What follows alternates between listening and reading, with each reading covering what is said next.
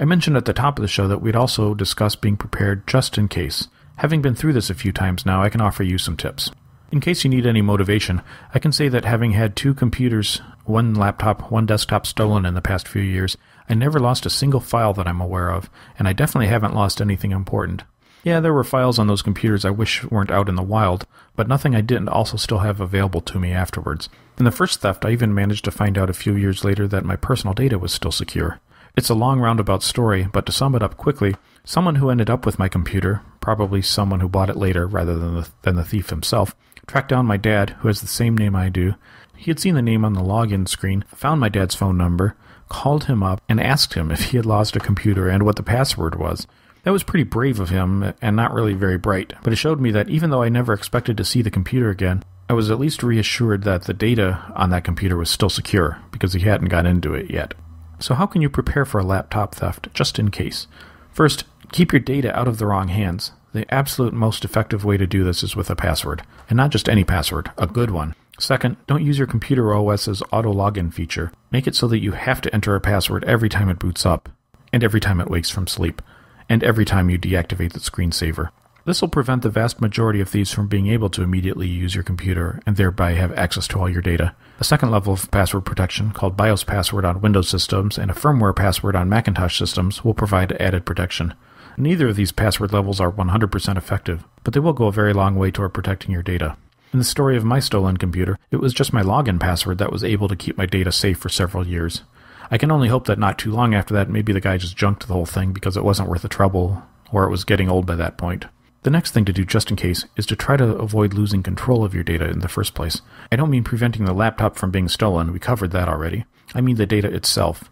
You don't have much control over your data once it's in someone else's hands, but you can make sure the impact to you of the theft is minimized if the data never leaves your possession. So first, I suggest that only an absolute minimum number of your files be kept on the laptop. How? Well, when I'm at home, my laptop is on my home network. My files are all on the desktop machine, and the laptop just accesses them over the network. So even if my laptop were stolen from my house, none of my files would be on it. My photos, my music, my movies, my work files, my personal files, my email, my tax records, my financial records, they're all on the desktop, not the laptop. And a backup strategy involving external and remote drives protects the data on the desktop. When I leave home, I take files I'll need with me from the desktop. Depending on what I'll be doing, what I need to take, and where I'll be going, I may copy the files from the desktop to a USB thumb drive or a portable hard drive, or if the data isn't too critical, to the laptop's hard drive. In this way, important data is still not kept on the laptop itself, even though I'm working on it with a laptop. If you saw me working in a coffee shop, you can bet there will be a thumb drive plugged in. Of course, if the laptop were stolen right off the table, I'd lose the data, but it would only be the work that I had done right there, since what was on the thumb drive was just a copy of what was on my desktop machine at home. When I get home, the files from the thumb drive, laptop, or external hard drive go right back onto the desktop machine. The key point here is that irreplaceable or sensitive data should never be kept on a laptop. The second tip for not losing your data in the first place is that what you do have on your laptop should still be backed up. I happen to use Apple's Time Machine backup system as one of the ways I back up files on all of my computers, so my laptop is backed up wirelessly whenever it's awake and on the network. This is what prevented me from losing anything that was on my laptop stolen a few months back. I didn't have any important files on it to start with because of my strategy of not keeping important files on the laptop, but everything else, every application, all the application data, and plenty of miscellaneous files, all were still available to me even though the computer was now gone. Even the night of the theft, before I finally went to bed, I had already accessed a few pieces of the information from the stolen laptop's backup. Another part of your just-in-case strategy is to make sure you're covered by your insurance. If you own your home, you no doubt have an insurance policy. Find out what the coverage is regarding laptops. If you need an add-on rider to cover your laptop, get one. If you rent, you should have renter's insurance. And by you should, I mean you definitely should. It's ridiculously cheap. I pay a little more than $200 a year. Make sure your laptop is covered. Talk to your agent for more details if need be. I didn't get back all of my laptop's value, but I did get back about 50% of what I originally paid for it, and that was enough to take a serious dent out of the price of the new one. You also have the option of signing up for specific insurance policies for laptops or electronics, perhaps via the store you bought the computer in, or various companies that offer this service. I'm not really a big fan of these kinds of plans. I'm not a big fan of insurance companies either, but in this case, I think the homeowner's or renter's insurance is a much better and more straightforward deal. The next part of your just-in-case strategy is planning to get your laptop back. This is a huge topic all by itself. I could easily fill several episodes with just this. There are some geeky solutions and there are some non-geeky solutions. Some of the basic things you could be prepared to do is to know where pawn shops are nearby.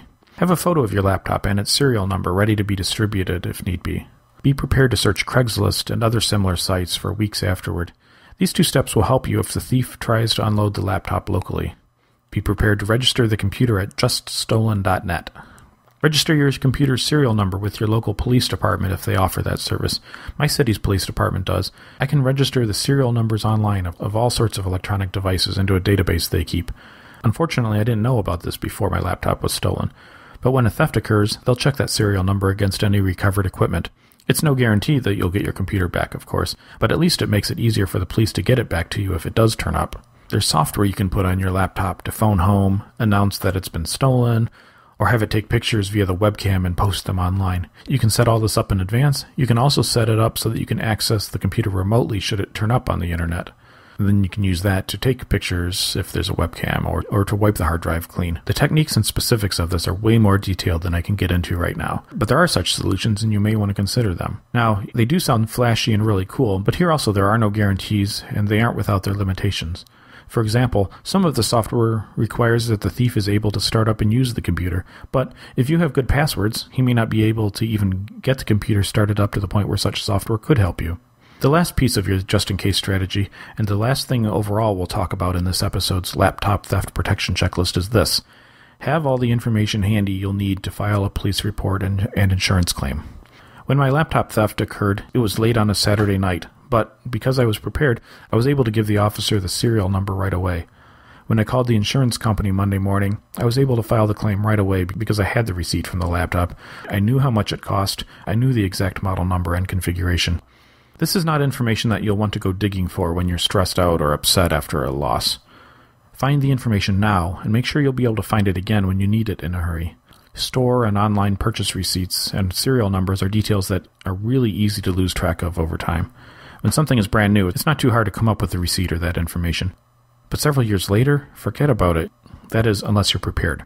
I know there's a million other things you'd rather do than go digging through files and stacks of old papers and receipts to find this kind of information. Believe me, I know it's not fun. I'd rather do almost anything else too. You know what? As prepared as I was when my laptop was stolen, I don't think I have my receipt and my serial number for the replacement MacBook Pro that I'm recording this on right now. So I guess that better be the first thing I do after I finish recording this. Looks like you're not the only one who will benefit from me starting this show. I needed it too. There are a few other laptop-related things we could talk about, such as protecting it at airports, file encryption, police etching, and so on. But I think they would make this episode just way too long. Besides, I have to save something for future episodes. And now it's time to take some action. We covered a lot of material in this episode, but think back on it all and try to identify one step that you can take to do a better job of protecting your laptop or your data that you use it for. This is a show devoted to home security, so let's try to have your take action step be at home. Review what you do with your laptop when you're not at home, be it when you're at work, when you go out in the evenings, when you go away for the weekend or on vacation, assuming you're not someone who takes their laptop with them on vacation. How secure is your laptop when you're away? Are you like I used to be and just leave it sitting out wherever you last used it? Or are you like me now and you hide it every time you leave home? Think about your patterns and how easy it would be for an intruder to find your laptop after breaking into your home. What will you do to make it more difficult for him to find it, or for him to be able to take it with him if he does find it? Try to find yourself a surefire hiding place. I gave some tips on hiding a laptop around the house earlier in the episode. Go back and listen again if you need to, or check the transcript on the show notes post. I'll see you next time. Take care. For more great practical information and steps you can take yourself to secure your home, protect yourself, and feel safe, be sure to visit us online at safeathomesecurityguide.com. Thanks for listening to the Safe at Home Security Guide Show. Until next time, take care and stay safe at home.